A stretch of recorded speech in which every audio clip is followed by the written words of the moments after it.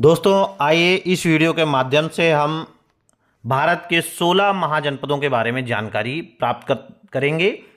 जैसा कि हम सबको पता है कि प्राचीन भारत 16 महाजनपदों में बटा हुआ था, लेकिन उन महाजनपदों का उल्लेख कहाँ से प्राप्त होता है, उनकी वर्तमान स्थिति अगर स्थापित की जाए तो वो प्राचीन समय में कहाँ पर थे, जो वर्तमान क्षेत्र उसमें आता है। इसके साथ साथ हम ये जानेंगे कि इन 16 महाजनपदों की राजधानी क्या थी, किससे क्या संबंध थे और कौन इसका शासक था। तो सबसे पहले हम ये जानेंगे कि आज से 2500 वर्ष पहले 6ठी शताब्दी ईसा पूर्व में इन 16 महाजनपदों का जो उल्लेख मिलता है वो किन साहित्य से मिलता है। हालांकि हिंदू धर्म के कुछ पुराण और महाकाव्य महाभारत से भी इनका उल्लेख मिलता है, लेकिन इसके अलावा भी अगर हम बात करें तो बौद्ध धर्म और जैन धर्म से इनका बड़ा ही सूक्ष्म सटीक उल्लेख प्राप्त होता है। बौद्ध धर्म के अंगुत्तर निकाय नामक ग्रंथ से इसका 16 जनपदों का महाजनपदों का उल्लेख मिलता है। इसके साथ साथ ही जैन धर्म के भगवती सूत्र नामक पुस्तक से, भगवती सूत्र नामक ग्रंथ से इसका उल्लेख मिलता है इन 16 जनपदों का। लेकिन भगवती सूत्र के 16 जनपदों में और बौद्ध धर्म के अंगुत्तर निकाय के 16 जनपदों के नामों में कुछ अंतर पाया जाता है। दोस्तों, जहां 6ठी शताब्दी ईस्वी पूर्व की बात करें, वहां पे एक धार्मिक क्रांति की शुरुआत हुई, तो उसके साथ साथ ही वहां पे लोगों की सामाजिक, राजनैतिक और आर्थिक स्थिति में भी सुधार हुआ, उनका विस्तार हुआ। लोहे की खोज ने कृषि में नए उपकरणों के प्रयोग से कृषि की उपज बढ़ा दी, जिससे लोगों में स्थायित्वपन या एक जगह स्थित रहकर कार्य करने की भावना पनपने लगी और धीरे धीरे यही भावना विस्तार में बदल गई और इस विस्तार ने धीरे धीरे क्रमशः जनपद, महाजनपद, साम्राज्य और राज्य में परिवर्तन ला दिया। तो आइए दोस्तों, सबसे पहले जानते हैं कि इन 16 महाजनपदों की शुरुआत कैसे हुई। तो इसी स्थायित्वपन की भावना और नए नए उपकरणों के प्रयोग से छोटे छोटे कबीले ग्राम, जनपद में परिवर्तित होने लगे। जिस प्रकार छोटे छोटे कबीले ग्राम, वेश, जनपद और महाजनपद में परिवर्तित हुए, बौद्ध धर्म के संस्थापक महात्मा बुद्ध के समय की बात करें, उनके जन्म के समय जो ये साम्राज्य का विस्तार था वह ग्राम से जन से जनपद, जनपद से महाजनपद में बदल चुका था। आइए जनपद और महाजनपद के विस्तार का एक क्रम देख लेते हैं। सबसे छोटी इकाई जो समाज की मानी गई वो कबीला, कबीले के बाद ग्राम, ग्राम के बाद विश्व के बाद जन के बाद जनपद, जनपद के बाद महाजनपद और उसके बाद इन महाजनपदों में आपसी संघर्ष से जो विस्तार हुआ वह वृहद महाजनपद और राज्य और साम्राज्य तक पहुंच गया। अब बात करते हैं सबसे पहले भारत के सबसे पूर्व में स्थापित अंग महाजनपद की। अंग महाजनपद का वर्णन महाभारत में भी मिलता है, जहां के गवर्नर यानी महामहिम भीष्म पितामह को बनाया गया था और बाद में कर्ण को वहां का शासक बनाया गया था, इसलिए वो अंगराज कर्ण के नाम से भी प्रसिद्ध थे। अब बात करें तो यह महाजनपदों में सबसे पूर्व का जनपद था। यह महाजनपद मगध के पूर्व में भी स्थापित था। वर्तमान बिहार में भागलपुर और मुंगेर के आसपास का क्षेत्र और पूर्वी बिहार का क्षेत्र इसके अंतर्गत आता था। इसकी राजधानी चंपा थी और जो यह चंपा नदी के किनारे स्थापित था। अब आइए बात करते हैं इन 16 महाजनपदों में सबसे शक्तिशाली महाजनपद की। तो मगध महाजनपद जो अंग महाजनपद के पश्चिम में स्थापित था। दोस्तों, आपको पता है कि भारत में सबसे लंबी नदी गंगा नदी है, जो अनेक क्षेत्रों से होकर प्रवाहित होती है। बिहार को यह दो भागों में बांटते हुए आगे बढ़ती है। तो गंगा नदी के दक्षिण में मगध महाजनपद था और गंगा नदी के उत्तर में जनपद जो था वो वज्र महाजनपद था और गंगा नदी के दक्षिण में मगध महाजनपद था। मगध महाजनपद की राजधानी राजगिरी है या राजगीर थी, जो चारों तरफ पर्वतों से घिरे होने के कारण अत्यंत सुरक्षित मानी गई और इसीलिए इसका नाम राजगृह रखा गया। कहीं कहीं पर इसका उल्लेख वसुमती के नाम से भी पड़ता है, इसका उल्लेख वसुमती भी मिलता है और चारों ओर घिरे होने के कारण इसको गिरिव्रज भी कहा गया है। बाद इसी का स्थानांतरण या इसकी राजधानी का स्थानांतरण पाटलिपुत्र कर दिया गया था। मगध महाजनपद का सबसे शक्तिशाली शासक बिंबिसार था, जो हर्यक वंश का था और उसके पुत्र उदयन ने सोन और गंगा नदी के संगम पर एक शहर स्थापित किया जिसका नाम पाटलिपुत्र रखा, जो वर्तमान में पटना के नाम से भी फेमस है। वहाँ पे अपनी राजधानी को स्थानांतरित किया था।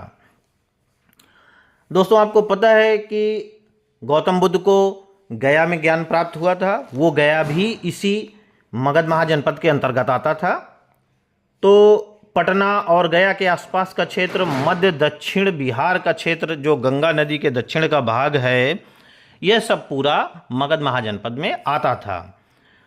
वैसे एक उल्लेख, एक अवधारणा यह है कि मगध महाजनपद की स्थापना वृहद्रथ ने की थी, जिसका आगे वृहद्रथ वंश चला और जिसके मुख्य शासक जरासंध माने गए, जिनका उल्लेख जो है वो महाभारत में मिलता है। आइए वज्र महाजनपद की बात करते हैं। यह मगध और गंगा नदी के उत्तर में स्थापित था। मगध और वज्र को गंगा नदी आपस में बांटती थी, सीमा बनाती थी। वर्तमान बिहार का दरभंगा, मधुबनी और उसके आसपास का क्षेत्र अर्थात पूर्वी बिहार का संपूर्ण क्षेत्र इसके अंतर्गत आता था और इस क्षेत्र की राजधानी वैशाली थी। वैसे यह दुनिया का पहला गणतंत्र था जो कई छोटे छोटे गणराज्यों से मिलकर बना हुआ था, जिसमें लिच्छवी सबसे प्रमुख व शक्तिशाली गणराज्य था। लिच्छवी का यह प्रमुख केंद्र माना जाता था और इसकी राजधानी जो वैशाली थी वो लिच्छवियों का प्रमुख केंद्र भी मानी गई हैं। आम्रपाली के बारे में आपने सुना होगा। अपनी सुंदरता के कारण ये अत्यधिक प्रसिद्ध हैं और जिसके कारण इनको नगर वधू भी बनना पड़ा था। हालांकि बाद में गौतम बुद्ध के उपदेशों को सुनकर इन्होंने बौद्ध धर्म अपनाया और जैन धर्म के 24वें तीर्थंकर महावीर स्वामी भी लिच्छवी में वैशाली के पास कुंड ग्राम में इनका जन्म हुआ था। मगध से लिच्छवी का लंबा संघर्ष चलता रहा। अंततः मगध सम्राट बिंबिसार के पुत्र अजातशत्रु ने इसको जीत के मगध में मिला लिया। आइए बात करते हैं मल्ल महाजनपद की। वज्र महासंघ के पश्चिम में मल्ल महाजनपद था। यह भी एक गणराज्य था। यह वर्तमान में उत्तर प्रदेश के उत्तर पूर्वी और बिहार के पश्चिमी भाग में स्थित था। वर्तमान उत्तर प्रदेश का कुशीनगर का क्षेत्र इसके अंतर्गत आता था। मल्ल की बात करें तो मल्ल महाजनपद दो भागों में बटा हुआ था। पूर्वी मल्ल जिसकी राजधानी कुशीनगर थी और पश्चिमी मल्ल जिसकी राजधानी पावा थी। पावा उत्तर प्रदेश में पडरौना क्षेत्र से इसकी तुलना की जाती है।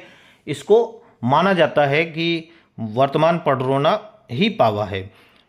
यह उत्तर में तराई क्षेत्र का, हिमालय के तराई क्षेत्र से फैला हुआ था। पश्चिम और दक्षिण में इसकी सीमाएं कोसल, काशी, मगध तक थीं। कोसल महाजनपद, इसकी राजधानी श्रावस्ती थी। इसके शासक प्रसेनजीत गौतम बुद्ध के समकालीन थे। इसके प्रमुख नगर श्रावस्ती, अयोध्या और साकेत थे। काशी, यह कोसल के दक्षिण में था। इसकी राजधानी वाराणसी थी। वर्तमान वाराणसी के आसपास का क्षेत्र इसके अंतर्गत आता था। जैन धर्म के 23वें तीर्थंकर पार्श्वनाथ इसी काशी से थे और इस काशी का भी उल्लेख कई हमारे बौद्ध, जैन और हिंदू धर्म ग्रंथों में मिलता है। पांचाल, कोसल के पश्चिम में पांचाल महाजनपद था, जिसका विस्तार वर्तमान उत्तर प्रदेश के पश्चिमी और मध्य भाग के रुहेलखंड के बरेली, बदायूं और फर्रुखाबाद जिलों में था। यह उत्तरी पांचाल और दक्षिणी पांचाल नामक दो हिस्सों में बटा हुआ था। उत्तरी पांचाल उत्तर में हिमालय के तराई क्षेत्र से दक्षिण में गंगा नदी के तट तक फैला हुआ था। उत्तरी पांचाल की राजधानी अहिच्छत्र थी। दक्षिणी पांचाल गंगा नदी के दक्षिणी क्षेत्र में यमुना नदी तक फैला हुआ था, जिसकी राजधानी काम्पिल्य थी और उसकी वर्तमान में पहचान उत्तर प्रदेश के फर्रुखाबाद से की जाती है। अब बात करें कुरुक्षेत्र की या कुरु महाजनपद की, तो पांचाल के पश्चिम में कुरु महाजनपद था। इसकी राजधानी इंद्रप्रस्थ थी, जो मेरठ और उसके आसपास के क्षेत्र और दिल्ली के आसपास के क्षेत्र तक इसको फैला था, इसका विस्तार वहाँ तक था। इस इंद्रप्रस्थ और इस कुरु को हम महाभारत में भी देखते हैं। वत्स महाजनपद, पांचाल महाजनपद की दक्षिणी सीमा वत्स महाजनपद से लगती थी। इसकी राजधानी कौशाम्बी थी, जो आज भी इलाहाबाद के पास में है। बुद्ध काल में उदयन इसका शासक था।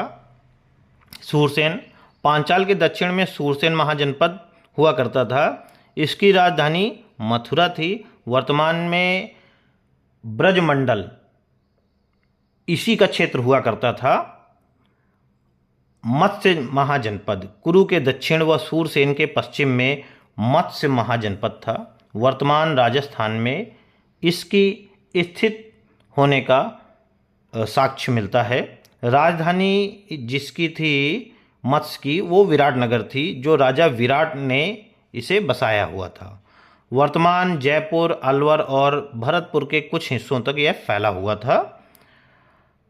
विराटनगर और राजा विराट का भी उल्लेख महाभारत में मिलता है। अवंती महाजनपद, इसके दक्षिण में अवंती महाजनपद, मत्स्य महाजनपद के दक्षिण में अवंती महाजनपद था, जो वर्तमान में मध्य प्रदेश के मालवा क्षेत्र में फैला था। यह दो भागों में विभक्त था।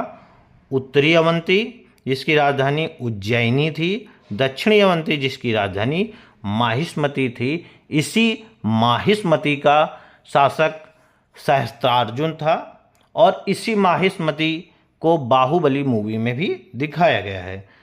और गौतम बुद्ध के समय इसका शासक प्रद्योत था। राजा प्रद्योत जब पांडु रोग से ग्रसित था, पीलिया से ग्रसित था, तो मगध शासक बिंबिसार ने अपने राजवैद्य जीवक को उनके उपचार के लिए भेजा गया था। तो इस प्रकार अवंती और मगध के बीच में मैत्रीपूर्ण संबंध थे। चेदी महाजनपद, अवंती की पूर्वी सीमा चेदी महाजनपद से लगती थी। इसकी राजधानी सुक्तिमती या शोक्तिमती थी। यह वर्तमान बुंदेलखंड के पूर्वी भाग में स्थापित था। वह उसके आसपास के क्षेत्र में फैला था।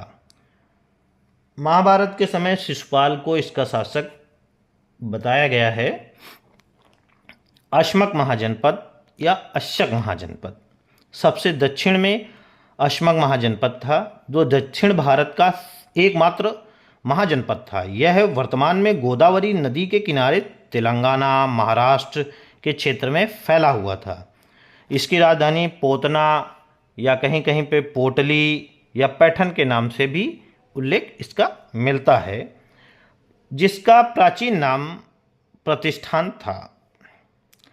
इन सब के अलावा दो महाजनपद ऐसे भी हैं जो वर्तमान भारत में, ना कि प्राचीन भारत में, प्राचीन भारत में तो वो भारत में थे, लेकिन वर्तमान भारत में वो भारत की सीमा के बाहर हैं। उसमें पहला गांधार है। गांधार की राजधानी तक्षशिला थी। यह वर्तमान के पाकिस्तान के पेशावर और रावलपिंडी जिले में स्थित था। चाणक्य का नाम तो आपने सुना ही होगा। उन्होंने तक्षशिला विश्वविद्यालय में शिक्षा प्राप्त की। बाद में वहीं अर्थशास्त्र, राजनीति शास्त्र, सैन्य शास्त्र और कूटनीति शास्त्र जैसे विषयों का अध्यापन भी किया। इन्होंने बहुत अच्छी पुस्तक का इन्होंने रचना की, उसको लिखा, जिसका नाम है कौटिल्य अर्थशास्त्र के नाम से फेमस हुई। मौर्य वंश की स्थापना में इनका बड़ा ही अहम योगदान रहा। सेल्यूकस को भगाने में भी इनका अहम योगदान रहा। दूसरा महाजनपद है कंबोज। यह वर्तमान उत्तर पश्चिम के पाकिस्तान और अफगानिस्तान में फैला था, जिसकी राजधानी राजपुर थी। यह श्रेष्ठ घोड़ों के लिए प्रसिद्ध था, यानी यहाँ के घोड़े विश्व प्रसिद्ध थे। आइए एक नज़र और डाल लेते हैं कि जो सबसे शक्तिशाली महाजनपद इस समय था वो मगध था। सबसे पूर्व में महाजनपद जो था वो अंग था। सबसे दक्षिण में जो महाजनपद था वो अश्मक था। अगर सबसे उत्तर की बात करें तो सबसे उत्तर और वर्तमान में जो भारत से बाहर है तो वो काम्बोज महाजनपद था। 8 महाजनपद उत्तर प्रदेश में थे, जो काशी, कौशल, वत्स, मल्ल, चेदी, पांचाल, शूरसेन और कुरु थे। तो दोस्तों 16 महाजनपद के इस वीडियो में हम यहीं तक इसका उल्लेख करते हैं। मिलते हैं अगले वीडियो के साथ। तब तक चैनल को लाइक, सब्सक्राइब और शेयर करते रहिए। धन्यवाद दोस्तों।